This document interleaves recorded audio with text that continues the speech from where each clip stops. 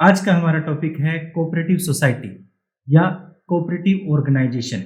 जैसे नाम से ही पता चलता है, वर्किंग कोलेक्टिवली, मिलकर काम करना। एक गाना था, साथी हाथ बटाना, एक अकेला थक जाएगा, मिलकर जोर लगाना, साथी हाथ बटाना। ये गाना कोऑपरेटिव ऑर्गेनाइजेशन को बिल्कुल सूट करता है, क्योंकि एक वर्कर, एक फार्मर, एक कंज्यूमर, एक प्रोड्यूसर बहुत सारे काम नहीं कर पाता। बट अगर सभी फार्मर, सभी कंज्यूमर, सभी प्रोड्यूसर कोई काम करना चाहें तो उनके लिए वो कोलेक्टिवली एफर्ट करके एक काम को आसान बना सकते हैं। इसी तरह हमारे पास एक कोऑपरेटिव ऑर्गेनाइजेशन या कोऑपरेटिव सोसाइटी बनाई जा सकती है। ये एक टाइप का बिजनेस है जिसमें सभी मेंबर के फायदे के लिए काम किया जाता है, ना कि प्रॉफिट के लिए। जैसे कि मान लीजिए मैं एक फार्मर हूं। अगर मैं एक फार्मर हूं तो मुझे time to time seeds, fertiliser चाहिए होंगे। अगर सभी फार्मर मिलकर सीड फर्टिलाइजर खरीदने के लिए एक ऑर्गेनाइजेशन, एक बिजनेस शुरू कर लें जिससे उनको बाजार भाव से सस्ते भाव में वो बीज और फर्टिलाइजर अवेलेबल हो जाए, तो ऐसे ऑर्गेनाइजेशन को जो कलेक्टिव एफर्ट से बना है, सबके फायदे के लिए बना है, ऐसे ऑर्गेनाइजेशन को हम कोऑपरेटिव ऑर्गेनाइजेशन कह सकते हैं। तो क्योंकि यहाँ पर सभी ने पैसा लगाया है तो ये किसी एक पर्सन का नहीं है, तो हम कोऑपरेटिव ऑर्गेनाइजेशन के लिए नॉर्मली बोलते हैं each for all and all for each. तो देखिए क्या है cooperative organisation. Cooperation means working collectively, means काम एक साथ करना, कोलेक्टिवली काम करना। इस लाइन में इसका एक इनहेरिटेंट फीचर है जिसमें कहता है each for all and all for each. इस तरह से हम कह सकते हैं cooperative organisation is based on principle that small savings of different people should be collectively throughout society to raise fund and help need members throughout giving them loan।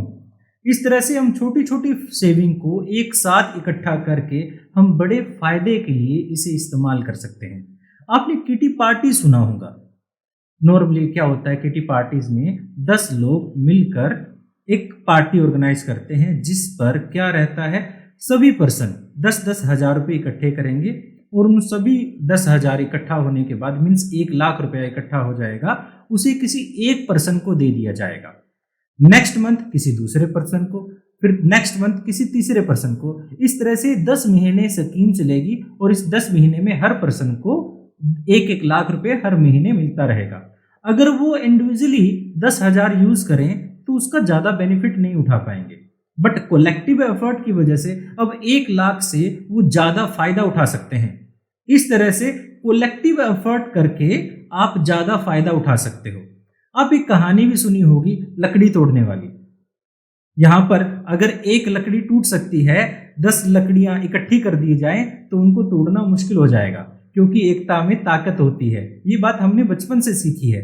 बस उसी बात को, उसी चीज को हमने बिजनेस में यूज करना है, कोलेक्टिव करना है एफर्ट्स को, जिससे सोसाइटी के सभी मेंबर को फायदा हो सके। तो हम यहाँ पर क्या कर रहे हैं, सोसाइटी के सभी मेंबर्स का फायदा करने के लिए हम अपने एफर्ट को इकट्ठा कर रहे हैं, raise fund with the help of needy members throughout giving them loan, और इस तरह से लोन देकर उनको फायदा दे रहे हैं। To achieve the benefit of the large size trading by purchasing goods in large quantity. इस तरह से हमें अलग अलग प्रकार से फायदा होगा। Cooperative organisation other form of business की तरह नहीं, सोल ट्रेडिंग, पार्टनरशिप या कंपनी की तरह नहीं है। बेशक से ये प्रॉफिट को कमाने की बजाय अपने मेंबर को सर्व करना ज्यादा पसंद करती है, फिर भी ये सारे प्रिंसिपल जो एक ऑर्गेनाइजेशन में, प्रॉफिट ऑर्गेनाइजेशन में होती है, उन सभी यूनिवर्सल प्रिंसिपल्स को ये फॉलो करती है। यहाँ इनका मेन ऑब्जेक्टिव कोऑपरेटिव सोसाइटी में प्रेफरेंस होता है सर्विंग, प्रॉफिट कमाना मेन ऑब्जेक्टिव नहीं होता। अगर आप कोऑपरेटिव सोसाइटी बनाना चाहते हैं तो इसके लिए आपको अपनी फर्म को रजिस्टर करवाना जरूरी है कोऑपरेटिव सोसाइटी एक्ट 1912 में, या फिर अगर आप बंगाल, बिहार, उड़ीसा, महाराष्ट्र, चेन्नई में रहते हैं तो वहां की स्टेट कोऑपरेटिव सोसाइटी एक्ट में भी आप अपने आप को रजिस्टर करवा सकते हैं। तो अब तक आप समझ चुके होंगे कि कोऑपरेटिव सोसाइटी क्या है। Cooperative organisation means a voluntary organisation. एक वॉलंटरी ऑर्गेनाइजेशन है जिसमें मेंबर खुद की इच्छा से आते हैं, which is established by some persons, जो कुछ लोगों द्वारा बनाई जाती है on the basis of cooperation, cooperation के बेसिस पर एंड इक्वलिटी, और इक्वलिटी के साथ। यानी यहां पर सभी मेंबर्स का इक्वल राइट है, सभी के सभी क्या चाहते हैं, कुछ कॉमन इकोनॉमिक इंटरेस्ट है सभी का, कुछ कॉमन इकोनॉमिक बेनिफिट चाहते हैं। इस वजह से सभी लोग अपने एफर्ट को कोलेक्टिवली बनाते हैं, वॉलंटरी एक ऑर्गेनाइजेशन बनाते हैं जिसका मेन ऑब्जेक्टिव मेंबर को सर्व करना है, प्रॉफिट कमाना नहीं है।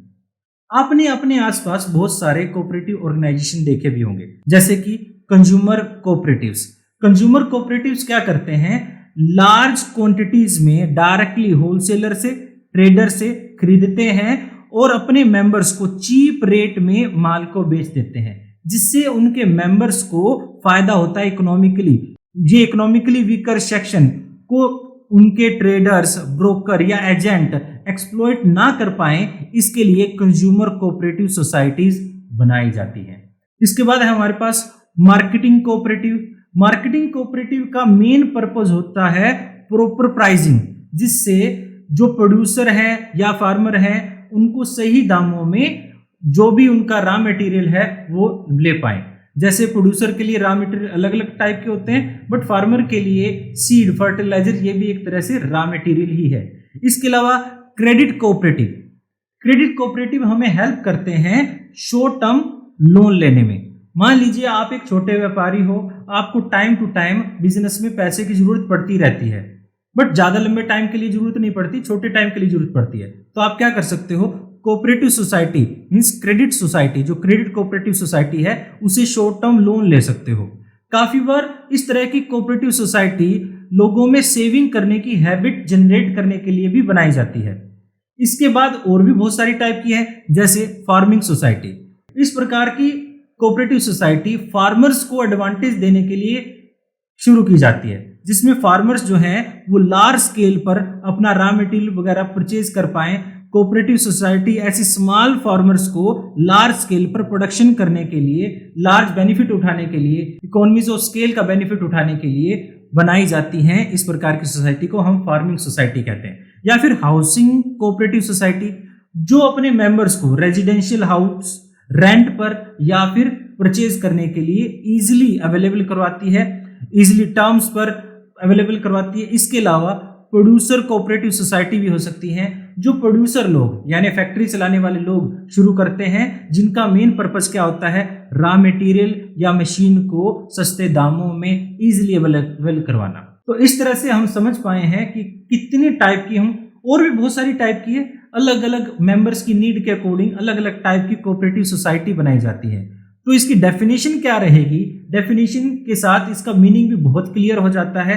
देखिए, cooperation is a form of organisation.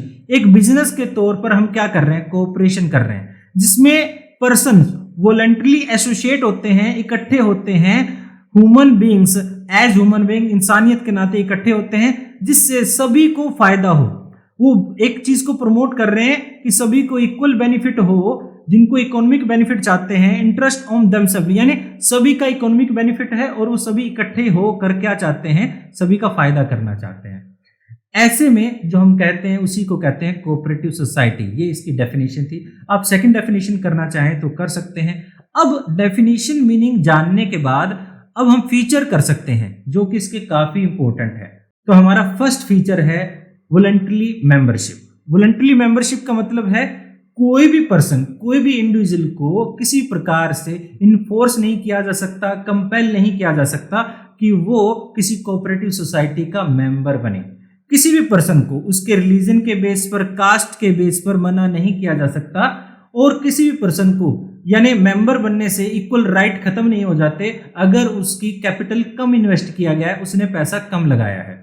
तो इस तरह से हर पर्सन को इक्वल राइट है कि वो कोऑपरेटिव सोसाइटी का मेंबर बन सकता है अपनी इच्छा से, उसको कोई भी कंपेल नहीं कर सकता। The voluntary association of person which means no individual can be compelled to be member of cooperative society anybody can be its member as when the desired and leave the membership after giving information to the effect.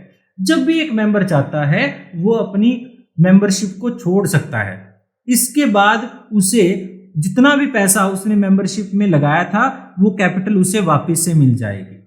इसके अलावा एक important बात यह भी है, no member can transfer share to another person.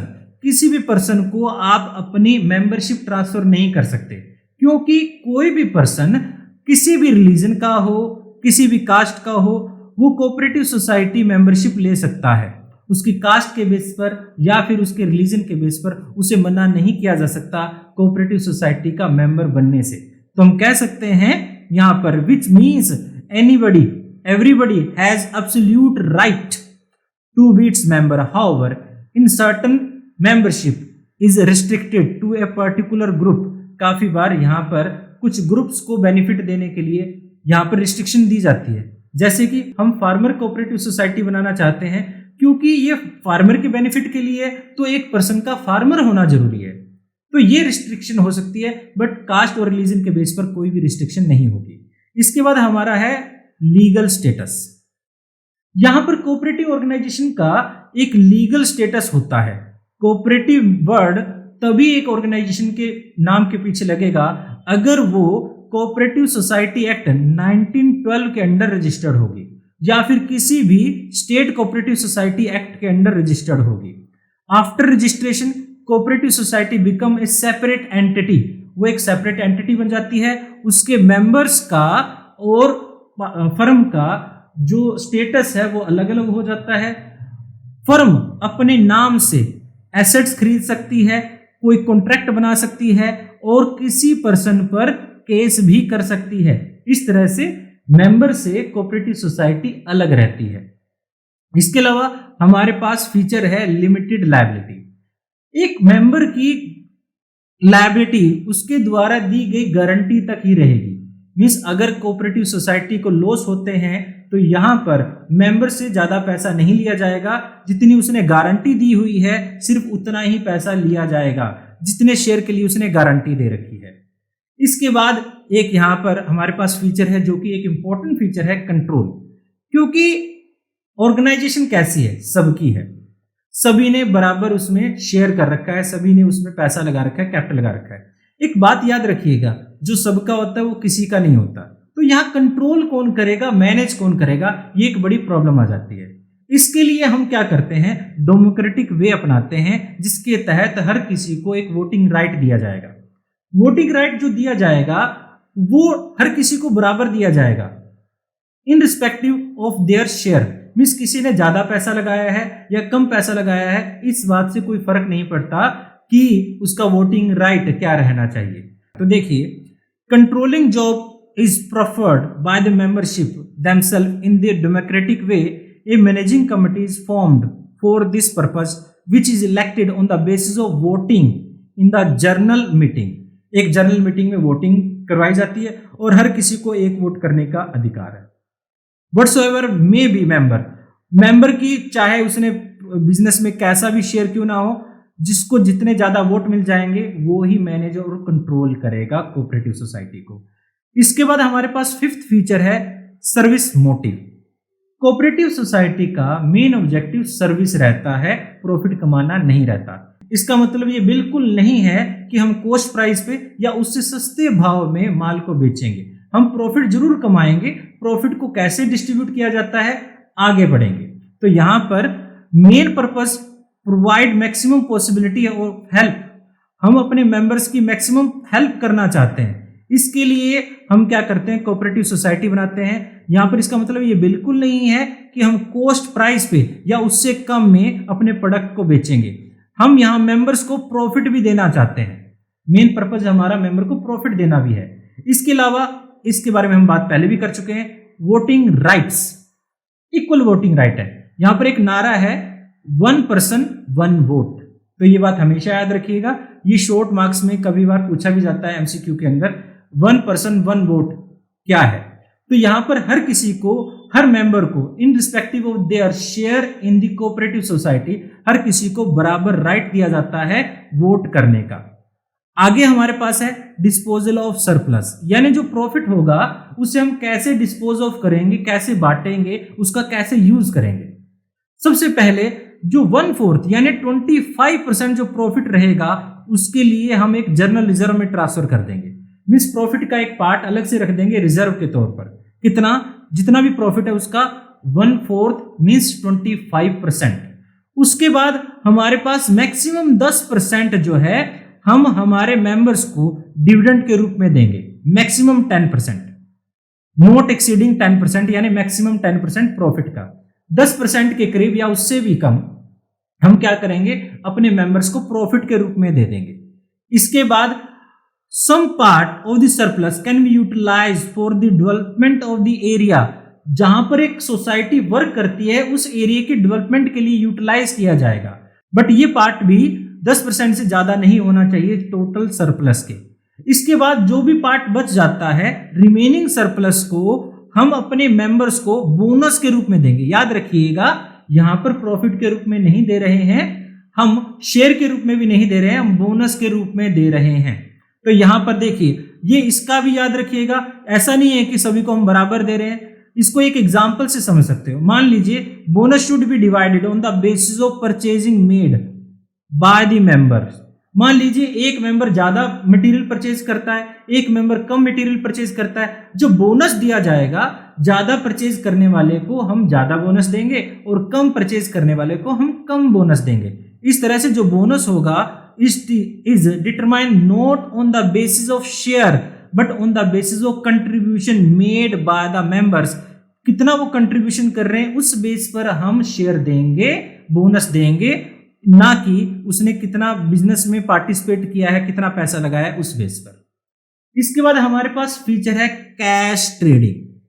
देखिए, जब हम कैश ट्रेडिंग कर रहे हैं, नॉर्मली कोऑपरेटिव सोसाइटी कैश में डील करती है, बट इसका मतलब ये बिल्कुल भी नहीं है कि हम क्रेडिट में डील नहीं करते।